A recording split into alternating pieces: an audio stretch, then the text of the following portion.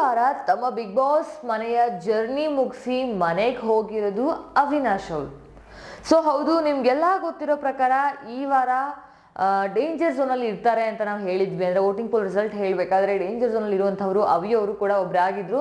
So ಅವಿ ಅವರು ಮನೆಗೆ ಹೋಗೋಕ್ಕೆ ಏನೆಲ್ಲ ಕಾರಣ ಇರ್ಬೋದು ಅಥವಾ ಎಲಿಮಿನೇಟ್ ಆಗೋಕ್ಕೆ ಏನೆಲ್ಲ ಮುಖ್ಯ ಕಾರಣಗಳಿರ್ಬೋದು ಅಂತ ಹೇಳ್ತೀನಿ ಕೇಳಿ.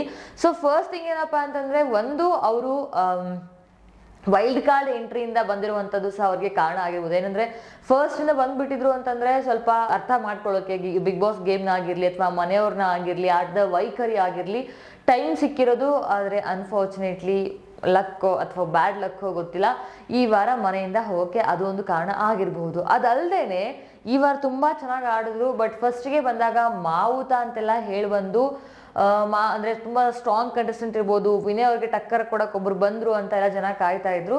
ಆದರೆ ಎಲ್ಲೋ ಒಂದು ಕಡೆ ಅವರು ತುಕಾಲ್ ಸಂತೋಷ್ ಅವರ ಕ್ಯಾಟಗರಿ ಏನು ಕಾಮಿಡಿ ಆಗಿ ಅಥವಾ ಕಾಮಿಡಿ ಜನರಲ್ಲೇ ಹೋಗ್ಬಿಟ್ರು ಅಂತಲೂ ಕಾಣ್ತು ಅಂತ ಜನಗಳು ಹೇಳ್ತಾ ಇದ್ರು. ಸೊ ಆ ಕಾರಣನೂ ಸಹ ಆಗಿರೋ ಚಾನ್ಸಸ್ ಜಾಸ್ತಿ ಇದೆ.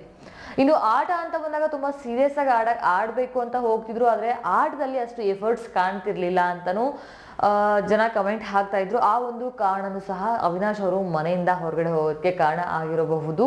ಅದಲ್ಲದೆ ಏನು ಕೆಲವೊಂದಿಷ್ಟು ಆಟಗಳಲ್ಲಿ ತುಂಬ ಇನ್ವಾಲ್ವ್ಮೆಂಟ್ ಕಂಡ್ರೂ ಸಹ ಒಂದು ಈ ಸ್ಟ್ರಾಟಜಿ ಅಂತ ಬರ್ತದೆ, ಅಥವಾ ಆಟ ಆಡೋ ಸ್ಟ್ರಾಟಜಿ ಆಗಿರಲಿ ಅಥವಾ ಮನೆಯವ್ರ ಜೊತೆ ಮಿಂಗಲ್ ಆಗಲೇ ಇಲ್ಲ. ಕೆಲವೊಂದಿಷ್ಟು ಜನ ಬಂದಮೇಲೆ ವೈಲ್ಡ್ ಕಾರ್ಡ್ ಎಂಟ್ರಿ ಬಂದಮೇಲೆ ಪವಿ ಅವ್ರು ಬೇರೆ ಜೊತೆ ಮಿಂಗಲ್ ಆದರು, ಆದರೆ ಅವಿ ಅವರು ಎಲ್ಲೂ ಮಿಂಗಲ್ ಆಗಲಿಲ್ಲ. ಆ ಒಂದು ಕಾರಣವೂ ಸಹ ಆಗಿರಬಹುದು ಮನೆಯಿಂದ ಹೊರಗಡೆ ಹೋಗೋದಕ್ಕೆ.